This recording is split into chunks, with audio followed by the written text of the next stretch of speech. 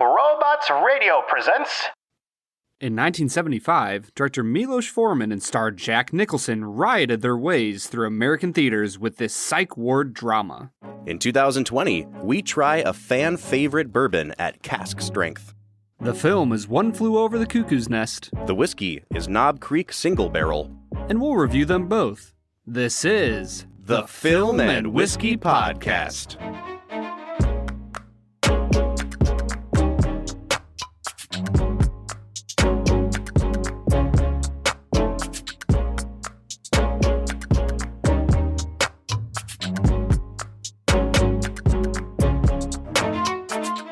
Welcome to the Film and Whiskey Podcast, where each week we review a classic movie and a glass of whiskey. I'm Bob Book. I'm Brad G. And this week we are looking at the 1975 classic, One Flew Over the Cuckoo's Nest. Jesus, I mean, you guys do nothing but complain about how you can't stand it in this place here, and then you haven't got the guts just to walk out? I mean, what do you think you are, for Christ's sake, crazy or something? Mm-hmm. Well, you're not. You're not. Brad, I'm really excited to talk about this movie. This is an all-timer, really. I mean, it won Best Picture. It was one of the only 3 films in history to win what's called the Big Five at the Academy Awards. That's Best Picture, Best Director, Best Actor, Best Actress, and Best Screenplay. It's regarded as one of the greatest American films of all time. I think it's like number 18 or 19 on the IMDb Top 250, so it's popular with audiences and critics alike. But the real question here is, Brad, had you ever seen this movie prior to watching it for our podcast? Robert, I have never seen the movie One Flew Over the Cuckoo's Nest. Like, you still haven't seen it, or you just haven't seen it up to now?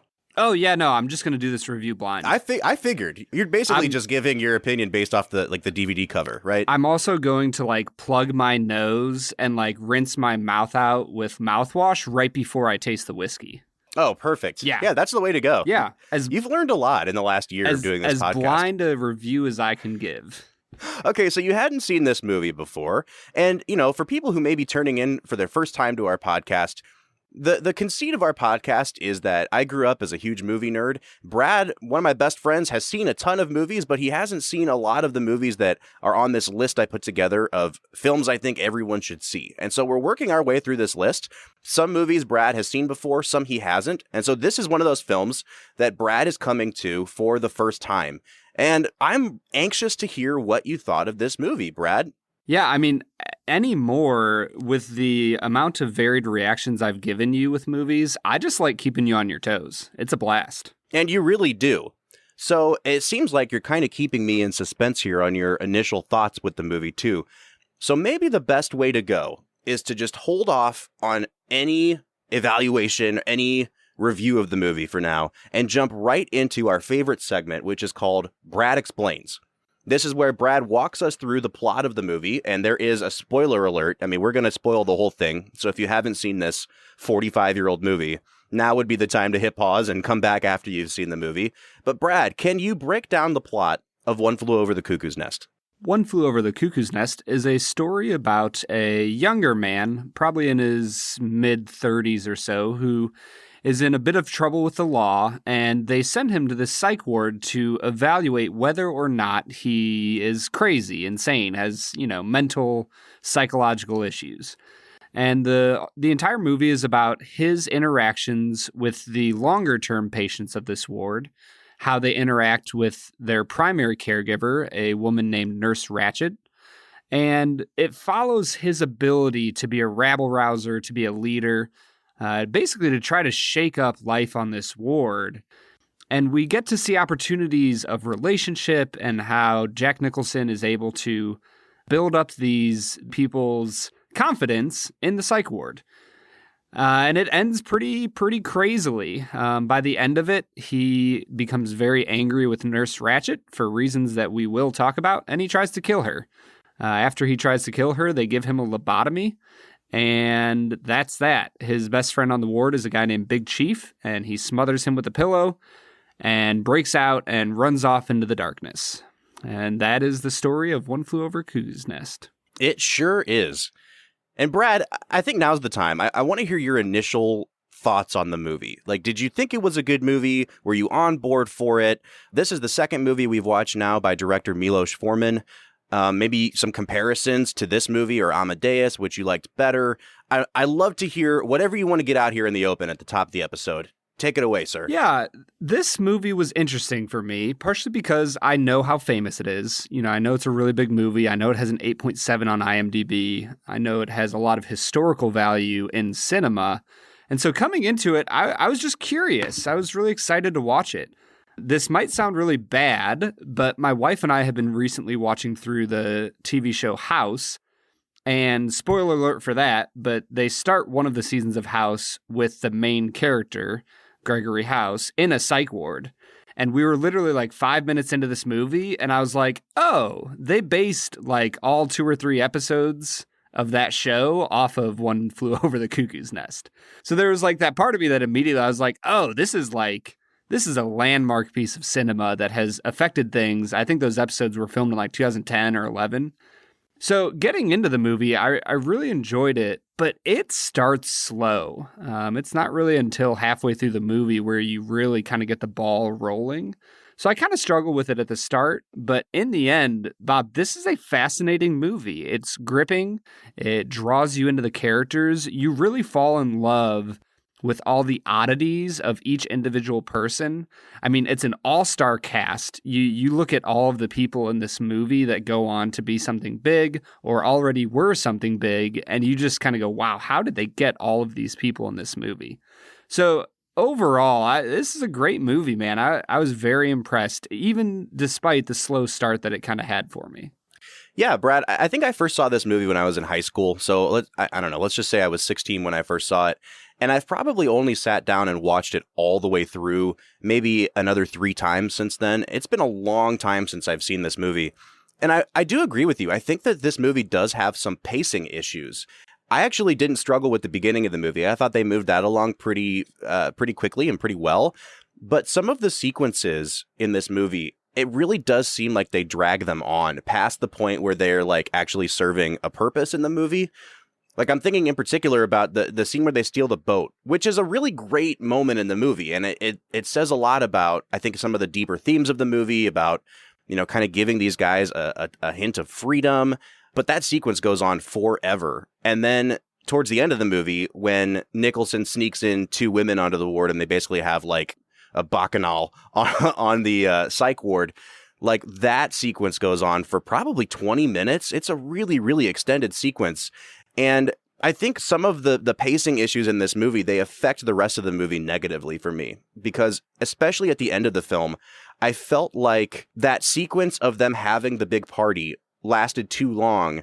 And then everything that happens as a result, the sort of tragic ending of the movie, the fallout from that party, that all seemed kind of rushed to me. And it almost seemed like they like checked their watches and said, okay, we got to wrap this thing up, because everything happened so quickly after that. And in a lot of ways, I didn't feel like the end of the movie landed emotionally as well as it could have, because it felt like they were trying to rush everything to get to the finish line. I don't know if you had that same reaction, but it definitely hit me that way this time. Yeah, and honestly, like when you think about the reality of life, when you spend time in a drunken stupor at a party, you know, acting crazy, that's the time that goes really fast and you don't remember very well. It's the fallout of your bad decisions in that time that feels like it drags on and on and on. And so it feels like it would have mimicked real life more fully if the party scene had gone by somewhat quickly, and then the fallout is what really dragged. And I think that's an area where, you know, Milos Forman maybe missed a pacing beat that he could have nailed. Yeah, and I think at the same time, like, I read a lot of reviews from the movie that came out when the movie was released, and then also kind of like retrospectives on the film. And this word comedy kept coming up over and over, how this movie is essentially a comedy. And I don't know if I would go that far. I mean, I do think that there are some sequences that are purposely played for laughs, and they are written as comedic sequences. I think if you really wanted to get technical about it, it's almost like a comedy with a tragic ending. But I found that sometimes they leaned too heavily into the sort of like slapstick comedy elements, especially like on the boat with the fishing and the boat going in circles. And I almost had whiplash, because it's like it goes from a moment of comedy to like, then you get the fallout, and it's a really dramatic fallout. Like when Nicholson gets kind of brought back in after he steals the boat, or when they get in a fight on the psych ward and then Nicholson gets shock treatment. It goes from one extreme to the other really quickly. And I think that's intentional because it kind of shows you how drastic some of the measures that are being taken are on this psych ward. But I don't know if it really serves the movie really well, because the final thing we get in the movie is this really sort of tragic ending. And I don't want to say that it like rings false or rings hollow, but there's been so many like lighthearted moments in the movie that it almost seems a little cheap, a little manipulative to me, the way they end it. I don't know. Does that make sense? Yeah, it does make sense. For me, I thought that the comedy actually, it strengthened the critique of the psychological institution by showing how ridiculous they are treating the inmates who are just enjoying themselves. Yeah. So for me, I didn't really mind the comedic elements of it, even on the boat scene. I was, it was highly amusing the way the boat's going around in circles, and Nicholson is trying to keep the fishing line in the right place to catch this fish. And, then they pull up to the dock and there's all these sour looking police officers and doctors and nurses. And you just see these smiling, giggling, laughing psych ward patients holding up this giant fish that they caught. For me, I actually really enjoyed the comedic elements. And I think that they heightened the difference that you see between them and the villain of the movie, Nurse Ratched. One of the things I love about our podcast, Brad, is that in a lot of instances, you're watching a movie for the first time and I'm watching it for the 10th time. And for me, I sit down to watch these movies and I'm like, oh yeah, this movie is definitely top 50 of all time or whatever. And then I'm watching it with a more critical lens and I'm watching it as like, okay, if I was going back and watching it for the first time, what would I think? And in a lot of cases, I think that my opinion on movies kind of changes a little bit when I'm watching it for the podcast. And this is one of those movies because I wonder how much the initial kind of shock value of seeing that ending for the first time affects the way you think about this movie. You know what I mean? Like if knowing what's coming on a rewatch, if that kind of taints things for me, or if that, you know what I mean? Do you know what I'm saying? Yeah, I mean, it's kind of the argument people often use about The Sixth Sense.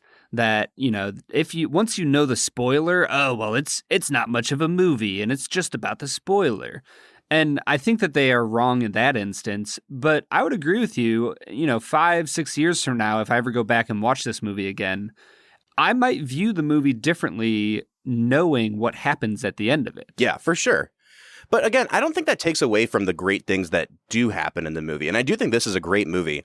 So maybe we should kind of walk through the movie as it progresses and kind of talk about the characters as they get introduced.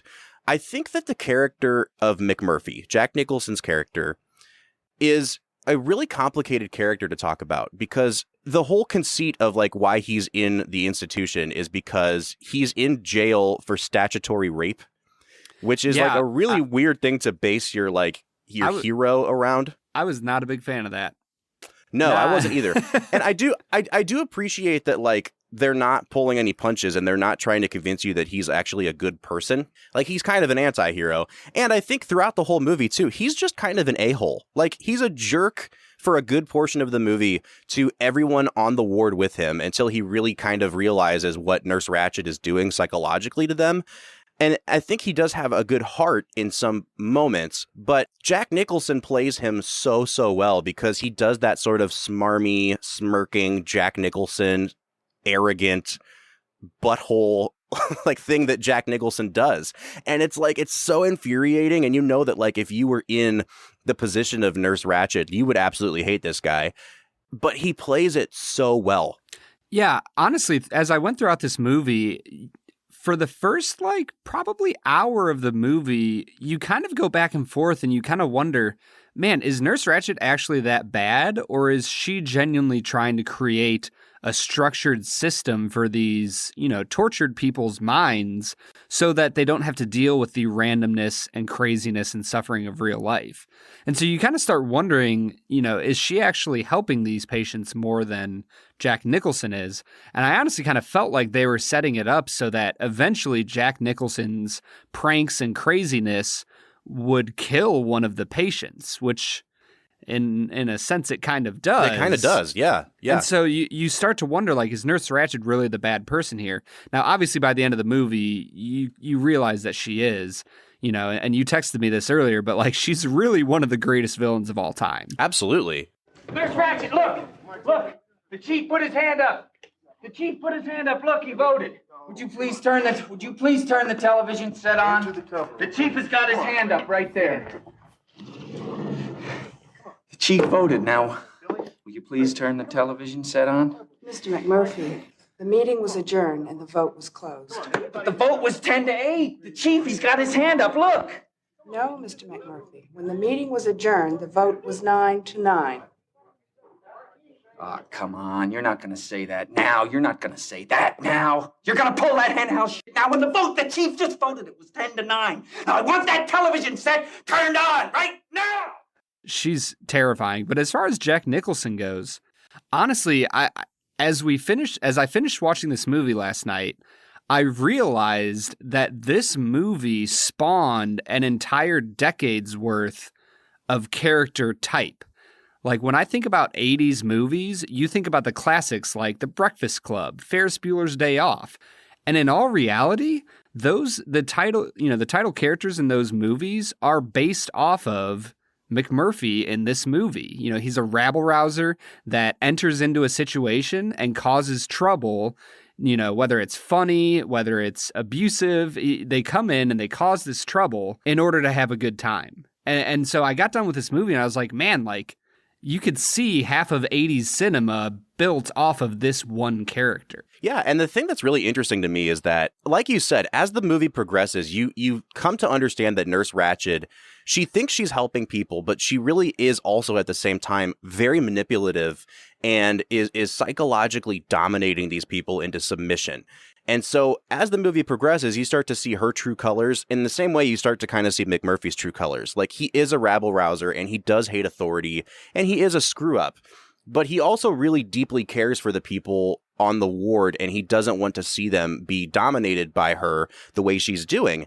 And yet at the same time that we're getting these sort of polar opposite personalities, I think they both, Nurse Ratched and McMurphy, both kind of have the same sort of tragic flaw, which is that they go kind of all in on their own method of rehabilitation or therapy. Like, Nurse Ratched thinks that by keeping everything in order and keeping everything super structured and not allowing them to have any say or any freedom, that she's helping them. But it's pretty clear that her therapy sessions, even before McMurphy comes into them, are not working and that they're not actually progressing with her. But at the same time, it's good that McMurphy kind of introduces them to something they need in that sort of freedom, like on the boat scene. But I think his big mistake is thinking that he can actually keep going to the next level with these things. He treats them the way that he would treat, all of his sleazy friends on the outside of the mental institution. And it really introduces chaos into the scene. And so I think they both have the same sort of flaw. And that's why they play off of each other so well, is deep down, even though it manifests in different ways, they're kind of the same. Yeah, I think that this is an example of a movie where there's not much of a character arc for the protagonist or the antagonist. If anything, they both are just so stubborn in their way of thinking that this movie is a movie about escalation. And it's a movie about how one person is stubborn and kind of one-ups the other. And so the other one cracks down on the other. And they keep just biting back and forth at each other until two people die by the end of the movie. Absolutely. And I think that, like, I'm not sure if that helps or hurts kind of like the overarching theme of the movie. Because I think in a lot of ways, this movie is a critique of, two clashing ideals, but it's also a critique of like what we were doing with people in mental institutions at this time. Like, it's unflinching in the way that it shows how somebody like a Nurse Ratched can dehumanize people in the name of good medicine or good science. But at the same time, it's kind of like you can't really pin it all on her, even though she is really evil, because McMurphy is truly bringing some of this stuff on himself. He never learns his lesson. And it seems like the second half of the movie is like this constant cycle of him doing something stupid, getting punished for it, not learning his lesson, doing something stupid again with increasingly bad results. Like, you would think after he gets shock therapy and then finds out you're not getting out of here in 68 days, like this, it doesn't work like jail, that he would finally sort of just, do what they ask him to do and get out on good behavior. But he doesn't. Like, there's just something innate in him that pushes back against authority, and it's a tragic flaw. Yeah, and the big thing is he continues to escalate even when it isn't just costing him. I think that when he finds out that he's going to get electroshock therapy, and when he is told that, no, you don't just get out of here when you want to at the end of 68 days, you get out of here when we say that you can get out of here. Those things cost him something. And so he never really cares about what the cost is to himself.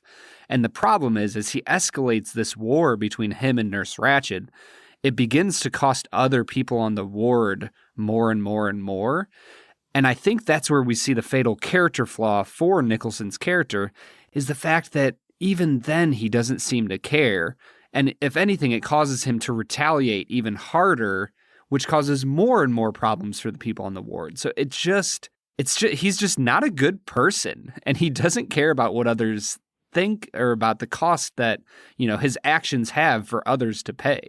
I will say that I think that the script and Forman's direction really set this up well, though, because I think you kind of get this sense as the movie goes on that this is not going to end well for him. And it's not just because Nurse Ratched is mean and vindictive, which she is, but it's also because you realize that, like, he's just never going to learn, and he's just never going to change. And Forman does this really, really great thing with every time they go back to one of these group therapy sessions, it almost always starts with a shot of that record player playing that classical music again. And I realized that it builds this really foreboding sense of dread. It's almost like we go from a funny scene or an uplifting or an inspiring scene, and then he drags you back down into, oh yeah, but this is going to get bad again. Because during those therapy sessions, someone's going to blow up on somebody, and Nurse Ratched is going to leverage what she knows about these guys' personal lives into basically making them have mental breakdowns so that she can continue to have dominance over them. And the more and more those things come up, it almost reminds me of like how they build tension in a horror movie. It's really quiet, but it's this sense of dread that creeps up. Yeah, and I'm kind of curious, Bob. We haven't talked about anybody other than Jack Nicholson and Louise Fletcher, who plays Nurse Ratched. I'd like to hear what you have to think about all of the supporting characters in this movie, because there's a lot of them, and a lot of them are pretty famous names. Absolutely. I mean, Brad Dourif, who plays Billy, was nominated for an Oscar for Best Supporting Actor, and I absolutely agree with that nomination. His character doesn't really get a big scene until right at the end of the film, and, again, spoiler alert, but he commits suicide. But that breakdown that he has where Nurse Ratched is getting in his head about, I have to tell your mother about this, about the fact that you slept with this woman. And he starts hitting himself in the face and just screaming, no, no, no. Miss Ratched, please don't tell me. Mr. Warren? My mother, please. Would you see that the men are washed and ready for the day? Miss Ratched, please don't tell my mother. Mr. Washington, put Billy in Dr. No, Stevie's no. office. No. Stay with him till the doctor arrives. No. Move it. Come on, Martin. Get on. No.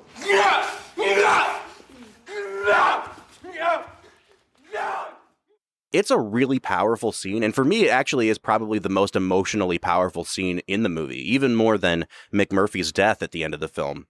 So I would say, first and foremost, I think Brad Dourif knocks it out of the park.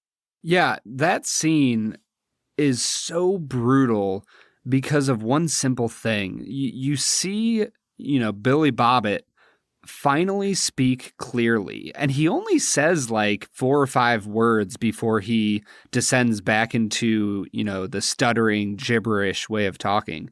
But he says those few words with confidence and calmness, and it gives you this sense of hope as a viewer of like, man, like Billy has made it. And I think it's important that we acknowledge too what the words are that he says, because when he gets that confidence is when she's asking him, aren't you ashamed of what you did? And he just stands up tall and says, "No, I'm not." And it's the first time in the whole movie that he doesn't stutter. And you just know that she's going to crush his dreams after he says that, too. And that's what makes it so heartbreaking. I can explain everything. Please do, Billy.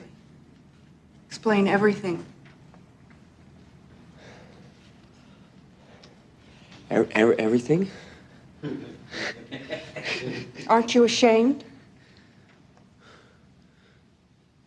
No, I'm not.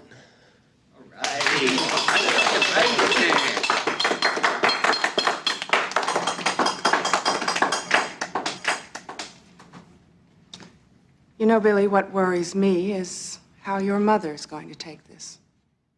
Yeah, and I think that the hard part about that is that you see Jack Nicholson, waging a war with Nurse Ratched on how do we help these men get better. And in that moment, you think to yourself, man, Jack Nicholson won. Like, his way of chaotically loving these inmates has finally worked. Billy is, on his way up to psychological health. And then you just get this brutal lockdown of authority from Nurse Ratched that just destroys all hope. And it's such a brutal beatdown of Billy's, hopes and dreams and confidence that he immediately goes off and kills himself. And that is just, it's one of the hardest turns I have ever seen in a movie. Yeah, for sure. But again, I think that, like you were saying, Brad, the ensemble of the people on this ward is just phenomenal. I mean, you've got Danny DeVito playing the character of Martini. You've got Christopher Lloyd playing Tabor. I thought that the guy that played Harding, the sort of intellectual one who was suspecting his wife of cheating on him, I thought he was great. I thought Cheswick was great. Did any of them in particular stand out to you, Brad? I really loved Charlie Cheswick in that movie, played by Sidney Lassick.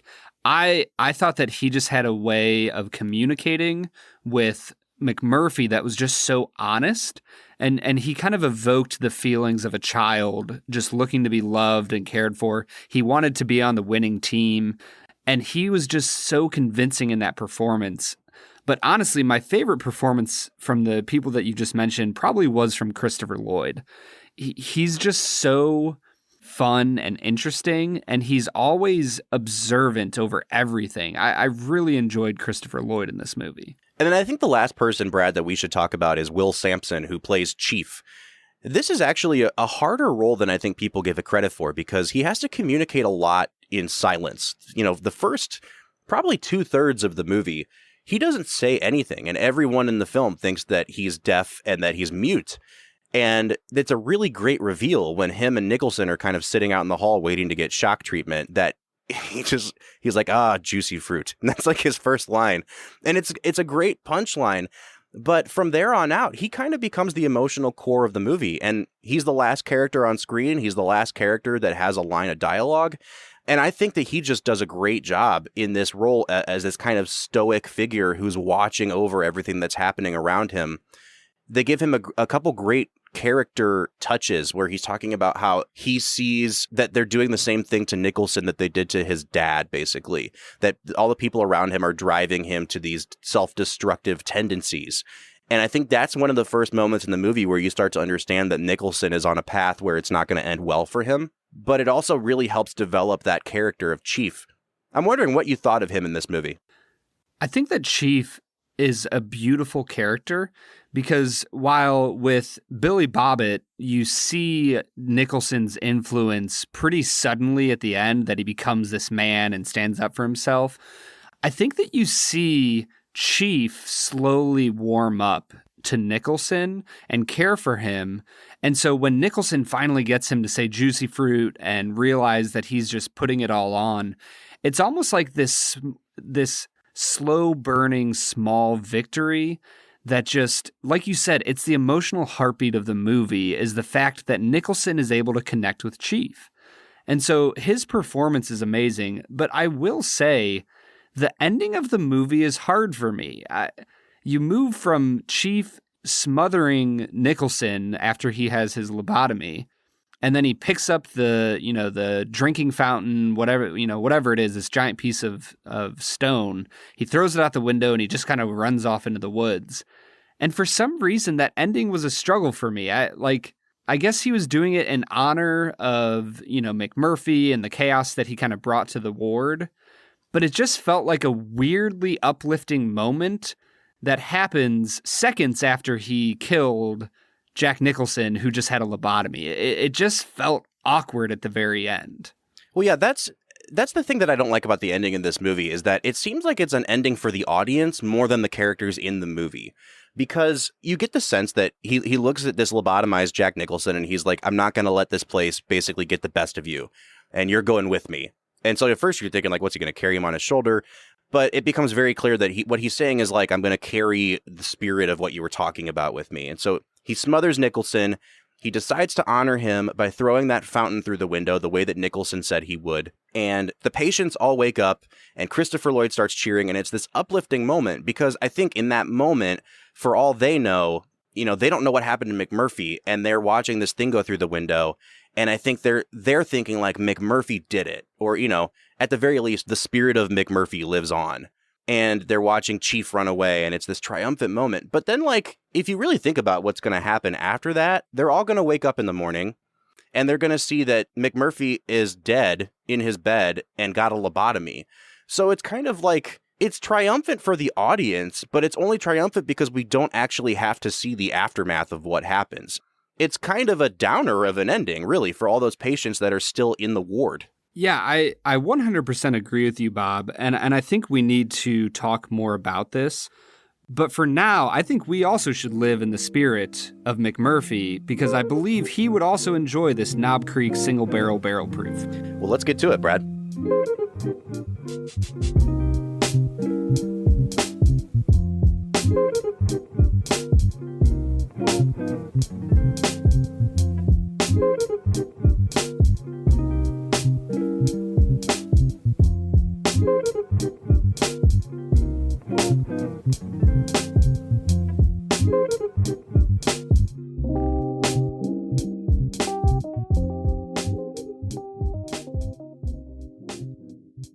All right, so today we are checking out Knob Creek Single Barrel Select. This is a barrel-proof expression of Knob Creek.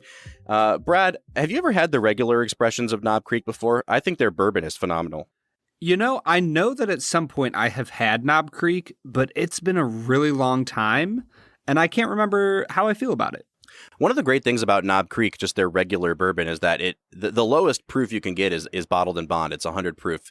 And it's one of the few bottled in bonds that I would recommend to almost anybody. I think that 100 proof sometimes can be a little too harsh for some people, but for some reason, Knob Creek is just turning out an incredible product.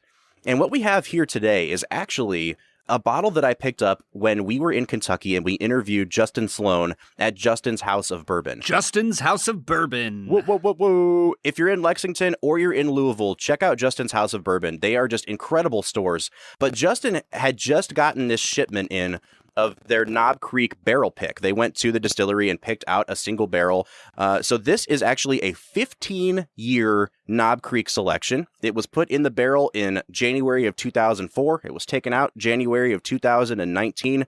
This bad boy clocks in at 120 proof, so it is a barrel-proof whiskey. I'm really excited to try it, Brad. It's very rare that we have a bourbon that's aged this long on the show. Yeah, this is a heck of a bourbon. I mean, 15 years, that's when you're starting to get into the good scotches, let alone bourbon. I mean, most bourbons that are aged for a long time, you might see an age statement of 8, 9, 10 years, not 15. Yeah, and I think that that's going to be interesting as we get into our tasting of this, because a lot of people will swear up and down that you shouldn't age a bourbon past like 12 years at the most. There's some obviously that go way past that. All of the Pappy expressions, there's a 15, a 20, a 23. Elijah Craig does an 18-year. But we're kind of in that range here with 15 that you don't see a lot of people putting out a 15-year bourbon. The only other one that I can really think of is the Pappy Van Winkle 15. So this is going to be a unique experience. I'm kind of expecting this to have a little bit of a funk to it, maybe not be as sweet because there is just so much oak that's going to be in this, but I think it's time to get to it, Brad. What are you picking up on the nose of this Knob Creek? Honestly, this smells kind of nutty to me. Maybe not like a hazelnut, but but there's something nutty about this. I'm getting a lot of oak. It's very deep. It's a really interesting nose. Yeah. And yet at the same time, like, it's not incredibly strong. It's kind of an unexceptional nose. I expected to be picking up a lot more than I am. I think you're right, Brad. It's mostly just, for me, ethanol and oak. And for something that's been sitting in the barrel this long, I thought it would have a lot more layers, a lot more complexity to the nose. But it's kind of just like a one-note smell. Yeah, it's interesting, but like you said, it's mostly oak. I am getting a few nuts on it, but I'm going to go ahead and give it a 6.5 out of 10. I'm curious about what's to come, but it hasn't blown me away yet. Yeah, I'm in the same spot, Brad. And, I have tried this whiskey before. We sat down and tried it with Justin at the store. And I will say, it was months and months ago that I tried it.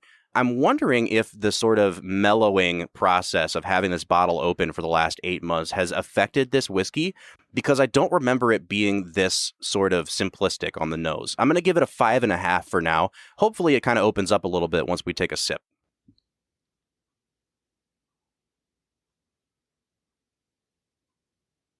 Huh, that's a little bit spicy. Yeah. Oh, that's interesting. Okay, so it's sweet up front. Like on the tip of my tongue, it's sweet. It doesn't have like a specific kind of flavor to it. It just tastes like that general corn sweetness. Yeah, it's not vanilla or caramely. It's just kind of sweet. The finish is really long. The finish is really oaky. I get a lot of tannin on the back end of the taste. And I'm getting a lot of, like right when I go to swallow, a lot of dark chocolate and a lot of black coffee. It's a really sort of like, I wouldn't call it bitter necessarily, but like those notes of a really dark roast coffee are coming out to me. Yeah, that's an interesting comparison, Bob. I think that on the taste, I'm going to go ahead and give it a 5. I'm not getting a lot on the front of my palate. All of the interesting elements of this whiskey are on the back end of the finish. Yeah, totally agree. There's some coffee notes. There's some spicy notes. I don't know if they have any rye in this, but it seems like they might have a little bit. I think I'll just go ahead and give my finish as well. I think I'm going to give it an 8 on the finish. It's really complex and interesting. Unfortunately, though, it's only at the end. Yeah, and I think that for me, I'm kind of flip-flopping, because I think that the really good notes in the taste come out, like you said, towards the back end of the taste, but after I swallow is when it gets kind of unpleasant for me. So like, I get the really good notes of dark chocolate and black coffee. I'm going to give it a 7 on the taste. But then after I swallow, it gets kind of bitter, and it has a lot of those kind of like tannin notes to it, where you can tell it's just been aging in this barrel for a long time. It has those really sort of bitter, woody notes to it. It's a dry, lasting finish, which is kind of unpleasant to me. So I'm going to give it a 5.5 on the finish. And that brings us to overall balance. This is where we compare nose, taste, and finish all together. Does anything stand out, above or below the rest of it? Is there some sort of outlier? That'll affect the score. So, Brad, what do you think of the balance on this whiskey?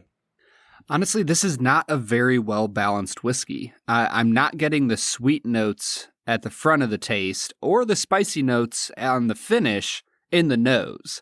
So like it switches from nose to palate to finish. I'm only going to give it a 3 on balance. It really jumps around a lot. Wow. Yeah, I don't know that it's necessarily poorly balanced as much as just I don't think this whiskey has a lot of defining characteristics to it. And I wish that I had taken better notes on it when I had sampled it at the House of Bourbon. I'm really wondering how these last sort of 8 months of having the bottle open has affected it, but I can't imagine that it affected the taste and flavor that much. So this is where it gets kind of dicey with single barrel selections, because when a store does a store pick, their representatives go in, they find what they like on their palates, and that's the barrel that they pick. So if you go to your local liquor store and they have a Knob Creek single barrel, it might be a completely different flavor profile. This is something we talked about a lot when we did the Henry McKenna.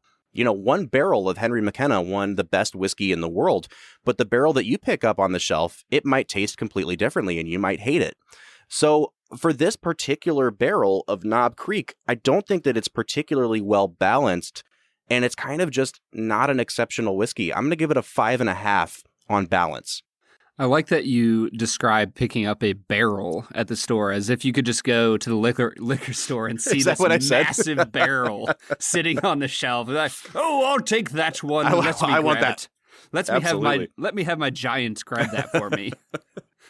All right, and that brings us to overall value. Now, when we were at the House of Bourbon, I am fairly certain that they were selling this for $59.99 a bottle, which actually is not a bad price for a 15-year aged bourbon that is a single barrel selection that was handpicked by the people that work in that store. They are the only people on earth selling that barrel of whiskey, and it's only sold in that store. I think that's really, really cool. And just because we don't particularly like this specific barrel, I don't think that makes this a bad value. They are now selling at the House of Bourbon, they're selling a 14-year expression of this for $52.99. So let's just say we're splitting the difference, and this bottle would run you about $55 on a nationwide average. Brad, I think that's actually a really good value. Everybody who buys single barrels knows that they are kind of taking a risk because it can vary so much depending on where in the rick house it was stored, depending on temperature fluctuations, things like that. But to have something that's this hand-picked and hand-selected and only available in one specific spot, it's about as unique as you can get in a whiskey buying experience. So I'm actually going to go ahead and give this an 8 on value. Yeah, I'm going to disagree with you there, Bob. I think that in the end, exclusivity does not necessarily mean that price should go up. If the bottle isn't great, and the juice inside isn't, really tasty, then I don't want to spend $60 on it. I do recognize the fact that this is exclusive and interesting and unique, but I wouldn't say that it's good. So I'm going to give this a 5.5 on value. It's hard to find a bottle like this for $50 to $60, sure, but that doesn't necessarily make it good. So I'll put it right in the middle. Okay, so let me ask you this. I'm not going to argue with your score, but are you basing your score solely on this particular barrel of whiskey? Or is it more on like, we could have a really good bottle of this for the exact same price? Like, are you taking that in consideration at all? Or is it just what's in front of you right now that's affecting the score? Yeah, I mean, honestly, it's kind of like playing the lottery a little bit. You don't know what you're going to get for $60. And I personally would rather go buy a bourbon that I know is going to be good, that I enjoy, rather than buying a lottery ticket for $60.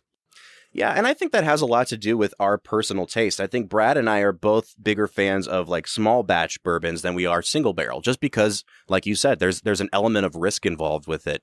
But I think even if you just take the small batch versus large batch versus single barrel out of the equation, and you look just at the barrel proof part of it, it's really hard to find a barrel proof whiskey for less than $60. I mean, we've tried Elijah Craig, we've tried a couple others, and they're all basically in this price range. So I think adding the sort of hand-selected element to what is already in the correct price range, I think actually makes this a pretty good value for me.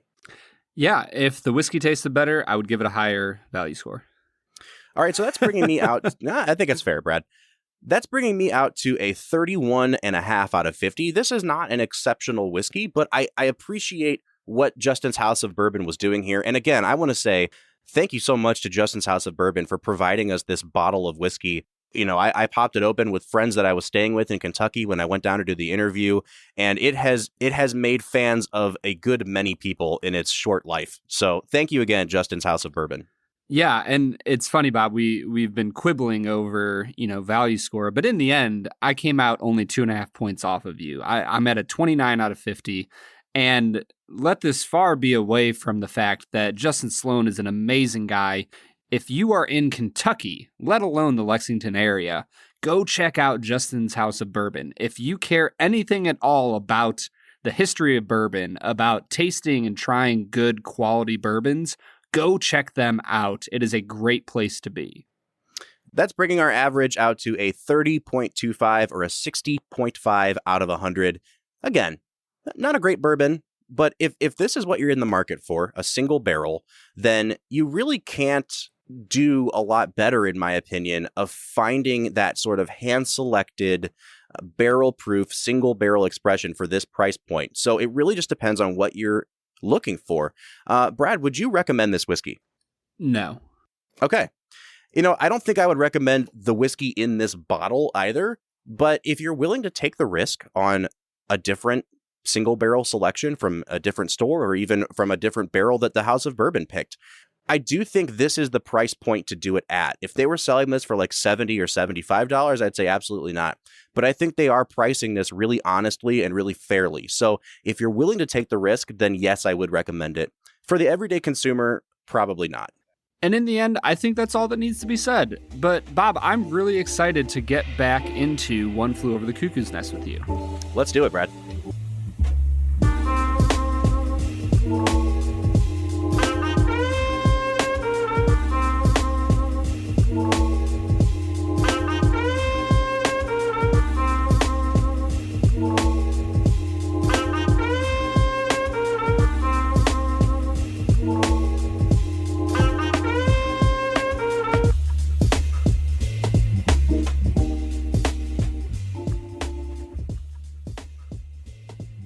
All right, so that was Knob Creek Single Barrel Select, a whiskey that we were kind of divided on, but it sounds like we're both fans of this movie. And Brad, I'm going to bring us back to a segment that we haven't done for a couple weeks. I'm talking about Hot Takes. Hot Takes. This is the segment where we find 1-star reviews of this film on IMDb. And Brad, I think I have hit the mother load on Hot Takes this week.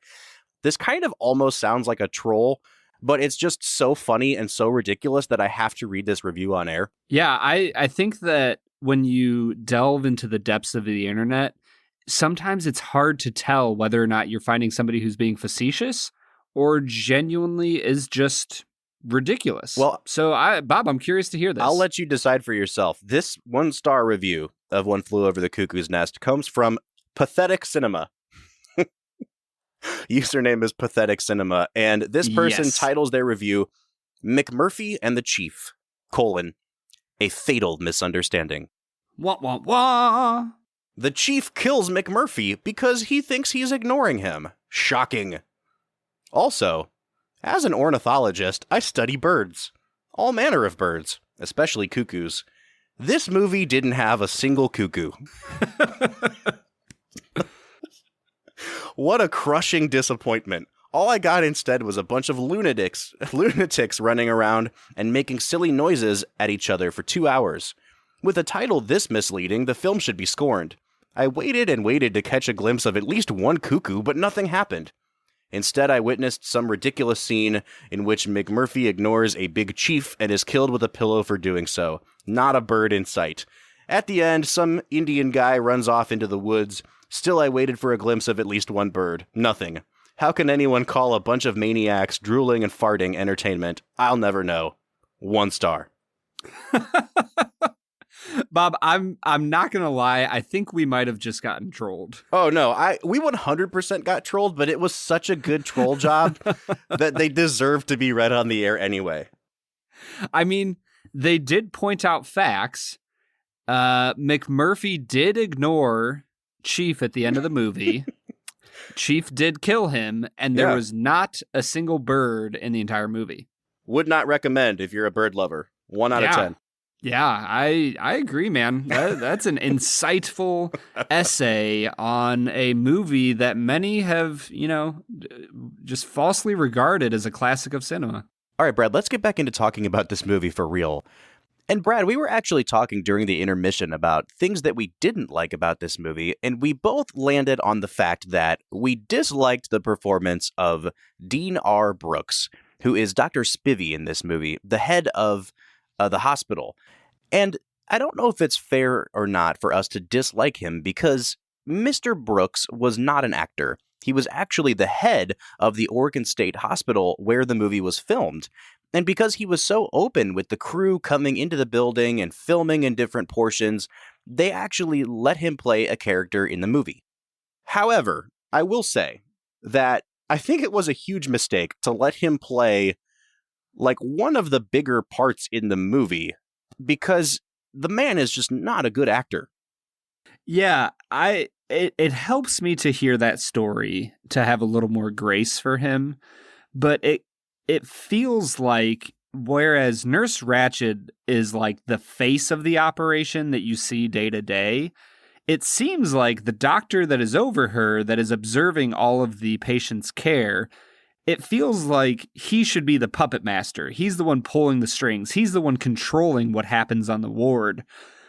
But he kind of comes across as a bumbling, inept administrator that doesn't actually know how to care for people. And it was a really, really bad performance. And I just struggle to see them cast so many phenomenal actors in this movie. And it seems like they really took the time to craft roles for these actors that fit their personality and their acting style to include a nobody in this movie. It's just unfortunate. Yeah, and the thing is, like, there's a whole subgenre of movies where directors cast real people and non-actors in parts, and it works when you get the right person to do it. But I think it's just really clear that he is not the right person for this. And there are other doctor roles in this movie, in some of the scenes where they're having kind of a conference about what to do with McMurphy.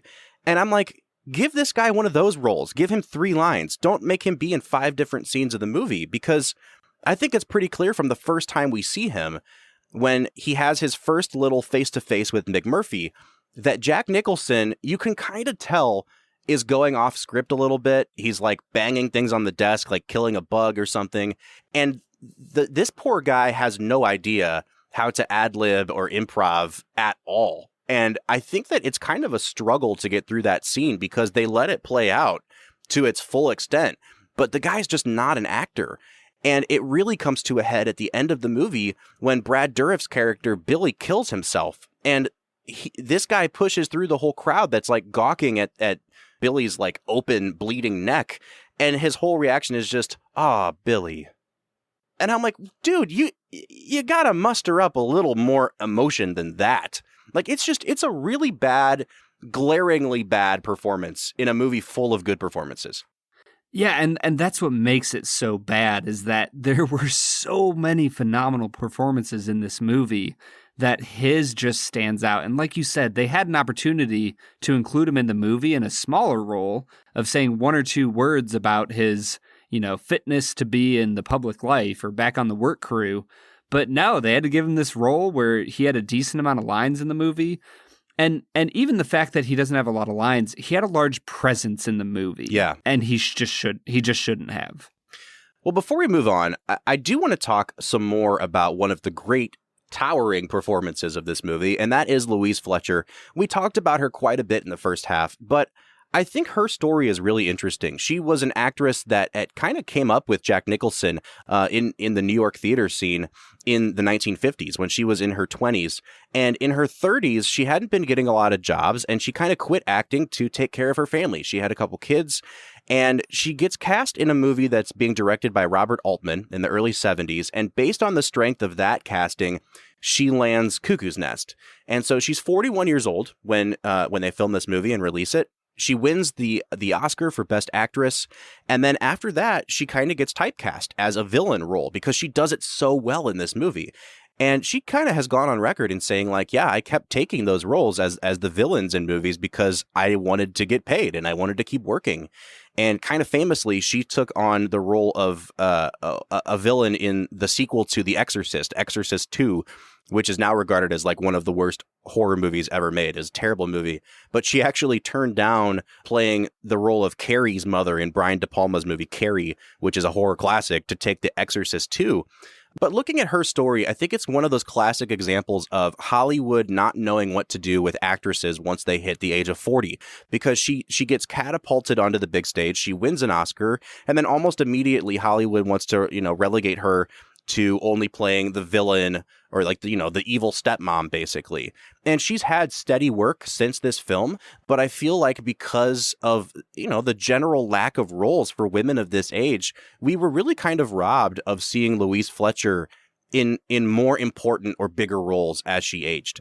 Honestly, though, Bob, I'm not sure if I totally agree with you, because I look at her performance and I think that her performance was so good because she lacked any emotion, because she didn't show almost anything with facial expressions. She used her eyes in a way that they were a blank slate, always cold. And so in my mind, I think a lot of actors are considered to be the greatest actors of all time because they have range, because they have the ability to transform themselves into different things. So honestly, I've never watched an audition tape of her. I've never tried to cast her in a movie that I'm doing back in the 80s or late 70s. So I don't know what kind of a range that she had, and maybe this is all she got. Maybe she was a one-trick pony, and that's on her. And granted, she had a script and a director that was able to use her talent at remaining emotionless, to get her an Oscar and to perform beautifully in this movie. But I wonder if those skills would translate to being a star as a different type of role. I hear what you're saying.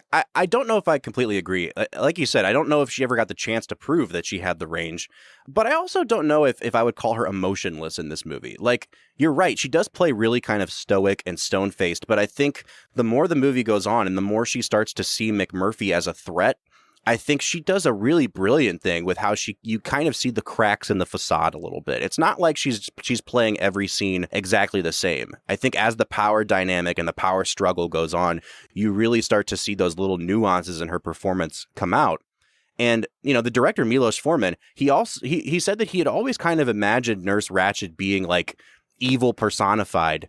But he said that when he started to see Louise Fletcher act this role out in the dailies, he said, I started to slowly realize that it would be much more powerful if, as a character, she didn't know that she was evil, that she, as a matter of fact, believes that she's helping people.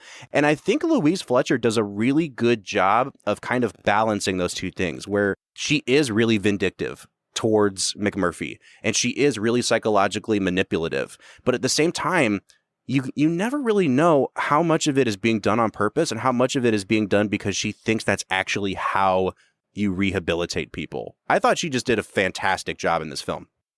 Well, and honestly, what I said kind of earlier in the episode would bear fruit from what you just said, in the fact that for a large part of the movie, you kind of wonder which way is better. Is kind of the chaotic, fun-filled nature of Jack Nicholson going to rehabilitate these people, or is the structured, ordered life that Nurse Ratched is offering them going to rehabilitate them?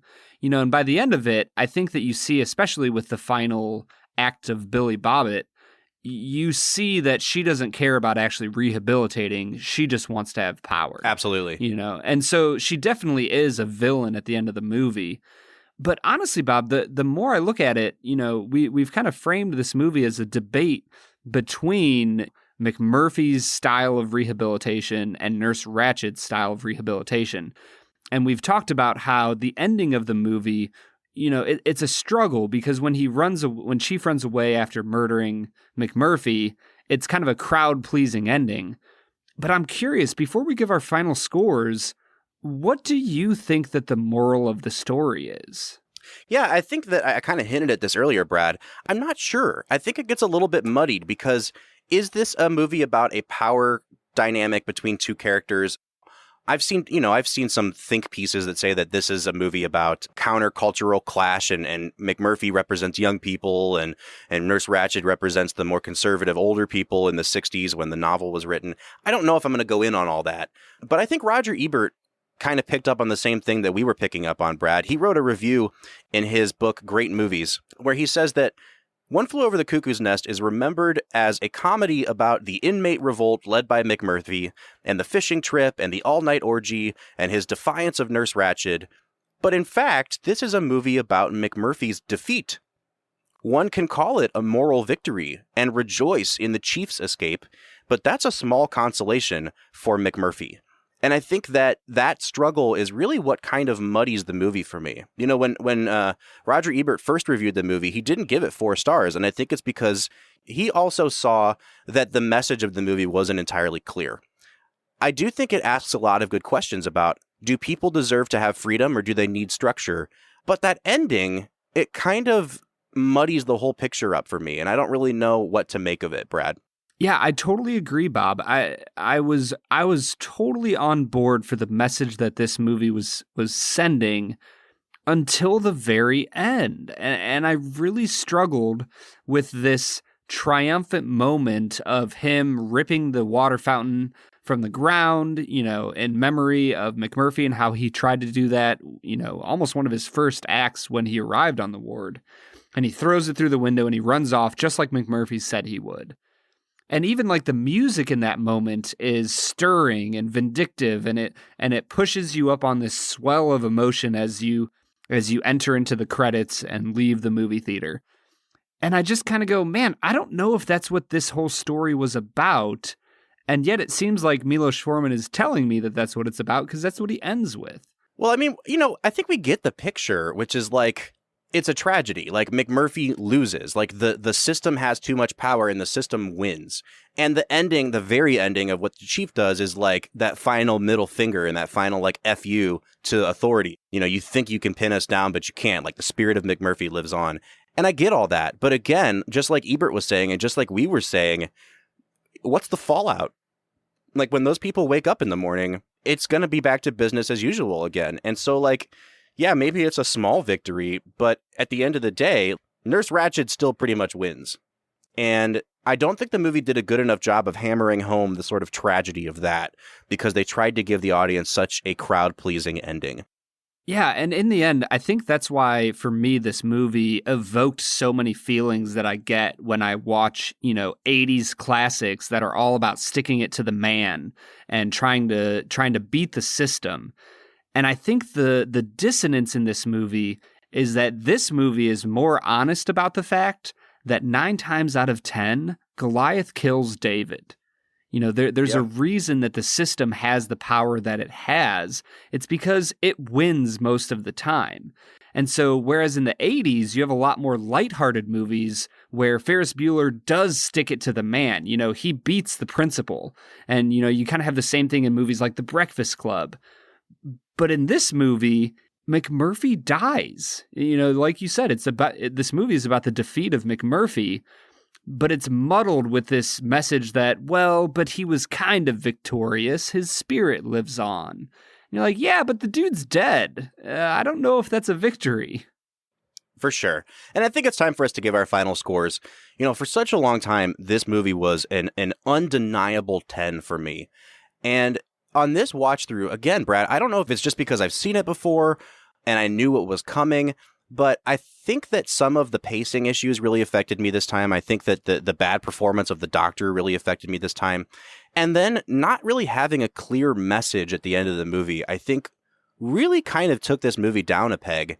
And I think I'm going to give this movie an 8.5 out of 10. I think, as the years go on and I watch it again, it's a great movie. It deserves to be listed in the top 100 of all time. I'll probably come around and bring that score up, but something about last night's viewing for me, it just didn't have the resonance that it used to have. And so I'm going to stick it an 8.5 for now. Bob, I am right there with you. As I was kind of debating what I wanted to give this movie, I was kind of flip-flopping between an 8.5 and a 9. But I think that I am going to stick it at an 8.5. And it's a struggle because, like you said, I simultaneously can recognize that this is a very important movie and that it should be, like you said, top 50, top 100 of all time. And yet I'm just going to give it an 8.5. I struggle with certain elements of this movie. And at some point I might give it a higher score, but for now, that's where I'm sticking. Well, there you have it. Those are our scores for One Flew Over the Cuckoo's Nest, but we would love to hear from you. So please let us know what you think of this movie. Get on Facebook, Twitter, or Instagram. You can find us at Film Whiskey. Let us know what you think. Or if you want to give us a call, let your voice be heard on the podcast. We will play your voicemail. If you want to call in, our number is 216-800-5923. Once again, that number is 216-800-5923. Next week, we'll be looking at the 35th anniversary of an all-time teen classic, The Breakfast Club. So join us next week for that. For the Film and Whiskey Podcast, I'm Bob Book. I'm Brad G. We'll see you next time.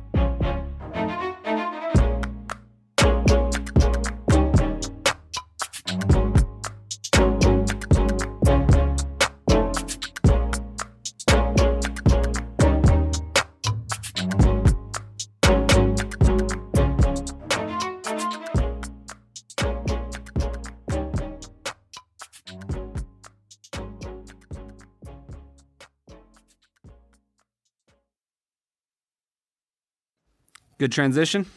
Oh, that was the best segue I've ever heard. Dude, like sermons, Yeah. political speeches, anything? No, man, the Gettysburg Address has nothing on you, my friend.